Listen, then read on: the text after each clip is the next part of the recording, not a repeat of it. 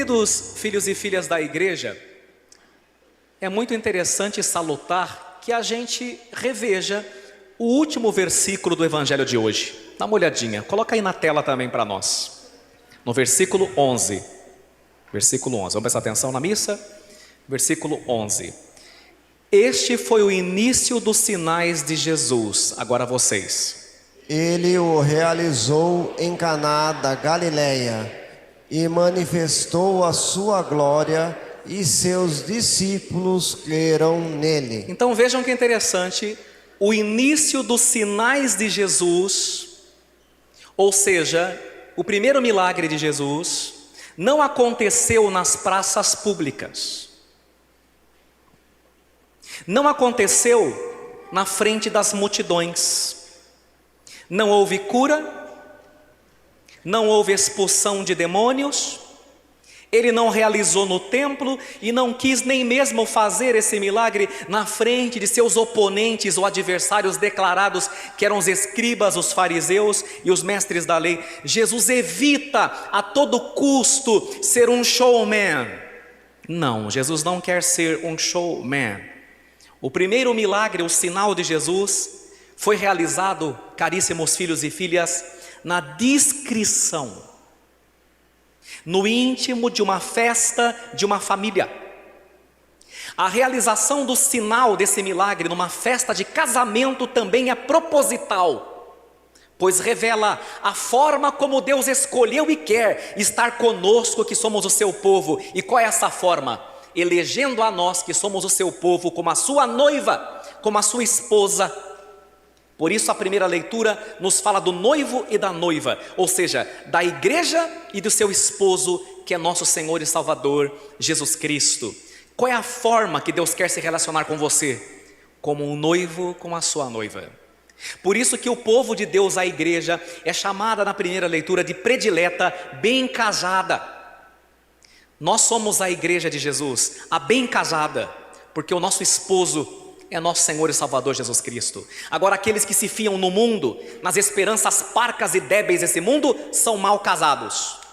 São mal casados, são fadados ao fracasso, porque o mundo não pode lhes dar a esperança que somente o noivo é capaz de nos dar. Então nós, a igreja, somos a bem casada, a predileta. Mas reparemos, vamos mergulhar um pouco mais nas palavras do Papa Francisco, quando ele medita esse milagre maravilhoso, o primeiro milagre de Jesus. Ele diz assim: é um gesto que responde a uma necessidade simples e concreta das pessoas comuns. O Papa vai dizer, é um gesto doméstico. E aqui achei genial, quando o Papa diz assim, olha que interessante, como ele é sábio. Um milagre, por assim dizer, na ponta dos pés. Olha que inteligência. Um milagre, por assim dizer, na pontinha dos pés. Por quê? Discreto, silencioso. Aqui entram a escuta, a humildade e a obediência. Sem escutar, sem ser humilde e sem ser obediente, o milagre não pode acontecer. E foi tão discreto esse primeiro milagre, que o mestre-sala, que era o responsável pela festa, não sabia que a água tinha se transformado em vinho. Você viu aí? O mestre-sala não sabia. Quem ficou sabendo? Jesus. Quem mais? Maria. Quem mais? E os serventes, e ninguém mais. Veja que interessante, nem o mestre-sala, o organizador, ficou sabendo, por causa de duas características desse evangelho, que eu chamo de discrição e descrição. Vamos explicar isso. Descrição, o que é descrever, né? Muita gente confunde descrição com discrição. Quando você tem um vídeo lá no YouTube, você olha a descrição, não a discrição. Descrever é narrar, explicar o que está acontecendo. Maria Santíssima descreve o que está acontecendo.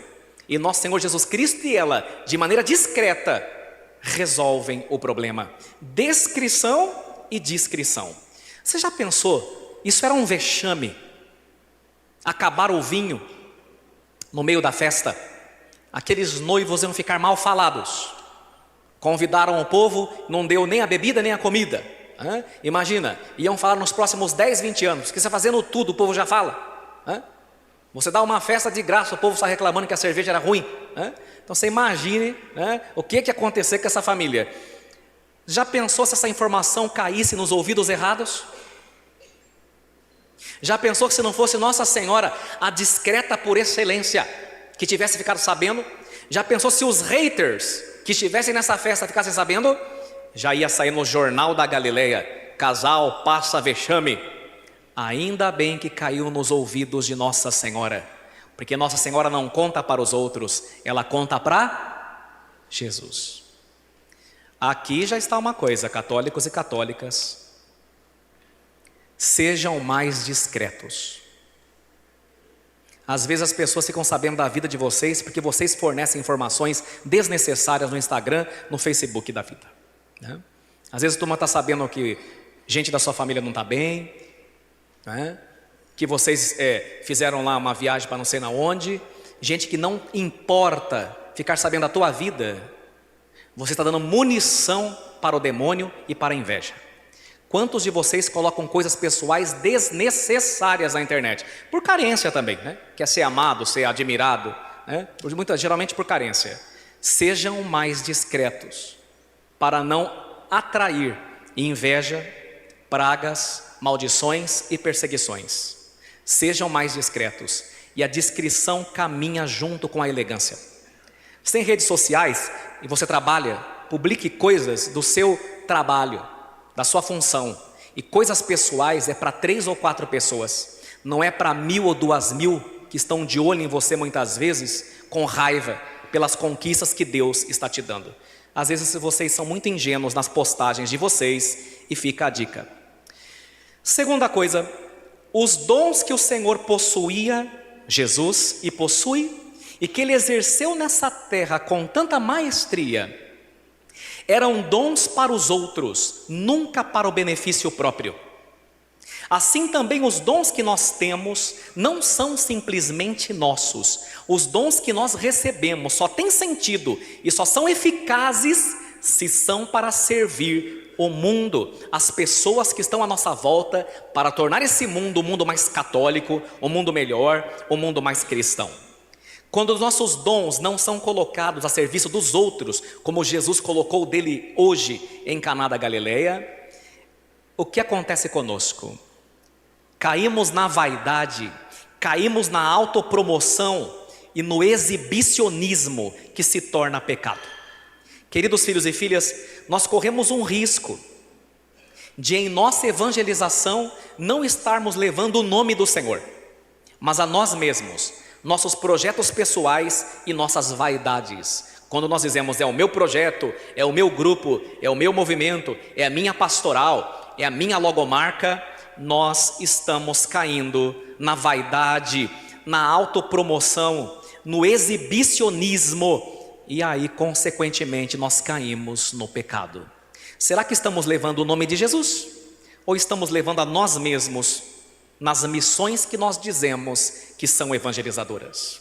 Nesse sentido, na segunda leitura, nós vimos o grande apóstolo nos dizer que o Espírito Santo distribui livremente, isto é, conforme Ele quer, diversos dons para o bem comum. Nada é para si próprio, e quando nada é para si próprio, todos saem ganhando. O Evangelho ilumina a segunda leitura, o ensinamento do apóstolo, com mais um detalhe. Veja a pergunta interessante que quero fazer a vocês. Nossa Senhora, Maria Santíssima, ela fala muito pouco na Bíblia. Dá para contar na palma da mão. Nossa Senhora é discreta e silenciosa, mesmo sendo a mãe de Deus. Mas é interessante essa pergunta. Qual é a última frase que Maria diz na Bíblia? Pense aí. É bom perguntar para católico e para protestante. Qual é a última frase que Maria diz na Bíblia? A última frase que Maria diz na Bíblia você acabou de ouvir. Fale comigo. Fazei tudo o que Ele vos disser. Toda a igreja. Depois disso, Maria se cala até o Apocalipse, não fala mais nada. Porque ela falou tudo. Quando você faz tudo o que o Filho dela manda, ainda que você não entenda, que desafia a tua fé, pronto, a salvação se instalou. Porque a salvação consiste em fazer tudo o que o Filho de Nossa Senhora nos diz. Mas esse pedido de Maria hoje, fazei tudo o que ele vos disser, foi no mínimo estranho. Por quê? Porque Jesus lhes pede algo que ultrapassa os limites da lógica, todos os limites da razão. Falta o vinho da festa no meio da festa e Jesus diz: encham as talhas de água. A água usada seria destinada à purificação ritual. E essa água da purificação ritual significa que a lei mosaica, a lei do Antigo Testamento, que Jesus não descarta nem a água, nem a lei, antes a transforma. Assim também em nossas vidas, quando temos a coragem de apresentar ao Senhor as nossas talhas, com uma água insípida, inodora, incolor, e por vezes, com o perdão da franqueza, até mesmo salobra. Porque pensem comigo, se essa água que estava lá ia ser usada para lavar as mãos, muito provavelmente não era uma água boa para beber. Quantas vezes a água que damos para o Senhor é uma água salobra, é uma água cheia de angústias, é uma água cheia de pecados, é uma água cheia de fadigas, e Ele mesmo assim a transforma em vinho bom, que termina com a tristeza e transforma a nossa vida em festa. Porque Jesus nunca transtorna, Jesus sempre transforma. E assim, dessa maneira, queridos filhos e filhas, nossos dons são as talhas de água que a gente oferece ao Senhor, para que Ele opere milagres na vida dos irmãos, na vida das irmãs. Por isso, daqui a pouco, no momento do ofertório, o padre irá derramar uma gota de água dentro do cálice. Infelizmente, muitos católicos nem percebem. Às vezes estão no piloto automático e esse momento passa despercebido. Vamos colocar aqui para efeito de catequese. Daqui a pouco no ofertório o padre fará isso. Pode estapar para mim, por favor? Veja que interessante. E quando o padre coloca apenas uma gota de água dentro do vinho, ele diz uma oração que os senhores não ouvem. E eu vou dizer qual é a oração. Então veja, vem aqui, filho. Quando ele vai colocar, ele pega apenas um pouco da água. E ele diz assim: pelo mistério dessa água e deste vinho, presta atenção, pelo mistério dessa água e deste vinho, possamos participar da divindade de vosso Filho. Olha o detalhe.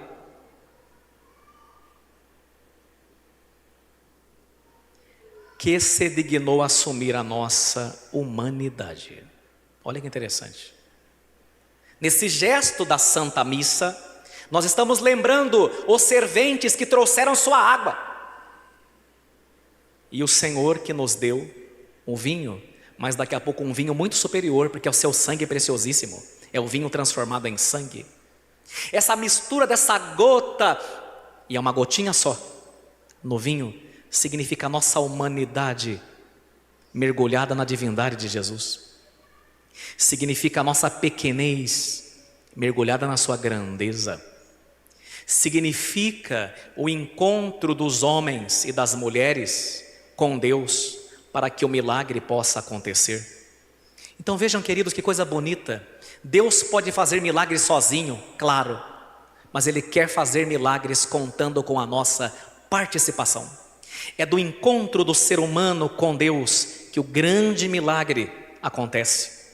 Deus, que opera milagres sozinhos, não quer fazer milagres sem a tua colaboração. Esse gesto, portanto, queridos filhos, quando o padre coloca essa gota de água no vinho, é como se Jesus em cada missa estivesse dizendo assim para você e para mim: ei, se você trouxer a mim a tua água, eu lhe devolvo o vinho. Mas reparem, nós temos que fazer a nossa parte.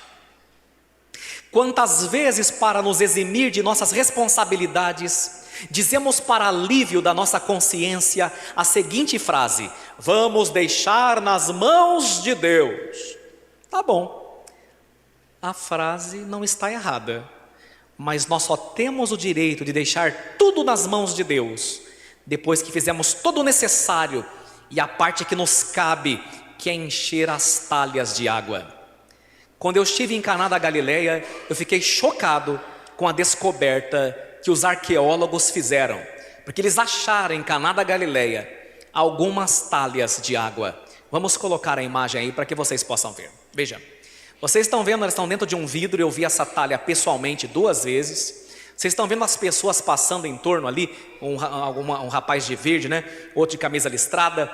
Olha o tamanho da pessoa diante da talha. Reparem que ela é de pedra maciça. Quantas talhas eram? 6. Cabiam quantos litros em cada uma? 100. Então quantos litros de água precisaram? 600. Não tinha água encanada, só para você lembrar. E aí eu quero te fazer uma pergunta. Aquele que pode transformar água em vinho, não pode fazer aparecer água também? Sim ou não? Mas fez? Não. Porque o milagre só acontece quando você aprende a fazer a tua parte. Quantas vezes a gente quer que a vida acabe em barranco, né?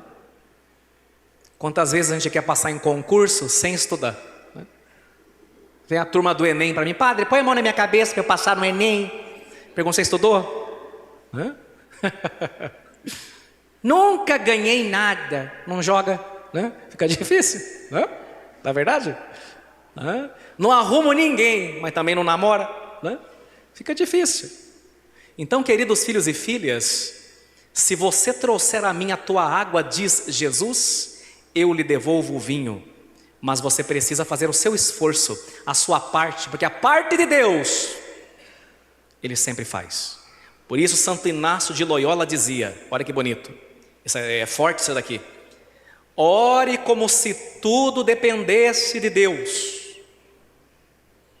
mas trabalhe como se tudo dependesse de você. Não queira que o mundo acabe no barranco, porque desse jeito o milagre não vai acontecer. Porque Ele quer fazer um milagre, mas Ele quer que você se mova, Ele quer que você haja, Ele quer contar com a tua participação. Queridos filhos e filhas, eu termino essa homilia dizendo: para que o milagre aconteça, nós precisaremos de tudo e de todos. Jesus e Maria não querem que ninguém fique do lado de fora, então que ninguém seja excluído, porque como nos disse a segunda leitura, nossas talhas são nossos dons colocados a serviço, e os dons de todos e de cada um é importante. Que ninguém seja deletado da festa e tampouco da comunidade. E por isso eu termino para explicar: as nossas talhas são nossos dons, e a segunda leitura, os diversos dons do Espírito Santo, contando essa metáfora. Conta-se que numa carpintaria houve uma estranha assembleia. Foi uma reunião das ferramentas para acertar suas diferenças. Quem exerceu a presidência da reunião foi o martelo. Bota o martelo aí. Mas as outras ferramentas falaram: queremos que o martelo vá embora. E o martelo falou: por quê? Você faz muito barulho, e além do mais você golpeia muito, todo o tempo está batendo e martelando. O martelo disse: tudo bem, eu vou embora, mas eu só saio depois que o parafuso sair. Aí o parafuso: mas por que eu? Você é muito enrolado, você vive dando volta, e não chega a lugar nenhum, você é enrolado. O parafuso disse: tudo bem, eu vou embora, mas eu só vou embora depois que a lixa for embora. E a lixa falou: eu? Sim, você. Ela: por quê? Você é muito áspera, muito grossa, muito rude. Quando vê, falou sem pensar. Ninguém aguenta mais conviver com você, com a sua aspereza, com a sua grosseria. A lixa disse: tudo bem, eu vou embora, mas eu só saio com uma condição: que a trena e o metro também saiam. A trena falou: mas por que eu? Você sempre se acha certinha, medindo os outros de cima a baixo. Quem você pensa que você é? Só você é a dona da verdade. Nesse momento o carpinteiro entrou na carpintaria, pegou todas as ferramentas, inclusive a trena, e fez um móvel de uma madeira rústica, belíssimo. Invernizou. Quando ele saiu da carpintaria, fez-se um silêncio. Então o serrote resolveu tomar a palavra e falou: senhores e senhoras, ficou demonstrado que todos nós temos defeitos, é verdade, mas o carpinteiro trabalha com os nossos pontos mais valiosos, e assim paremos de pensar em nossos pontos fracos e comecemos a olhar para os nossos pontos altos, para os nossos pontos fortes. E naquele dia a assembleia entendeu que o martelo era forte, e a gente precisa ter na família gente forte. Quando alguém fica doente, alguém que tome a coordenada e vá levar a pessoa para o hospital, né? que faça o registro da internação. Tem uns que a perna bambeia nessa hora, não conseguem fazer nada. Precisamos de martelo. A turma entendeu que o parafuso era bom, porque ele unia e dava força.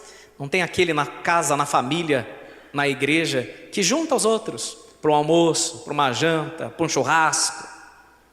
Eles entenderam que a lixa era meio difícil de lidar. É aquela senhora mais velha da família que às vezes dá uns puxões de orelha na gente, às vezes nossa mãe, às vezes a sogra, para lixar as asperezas, os defeitos que nós temos.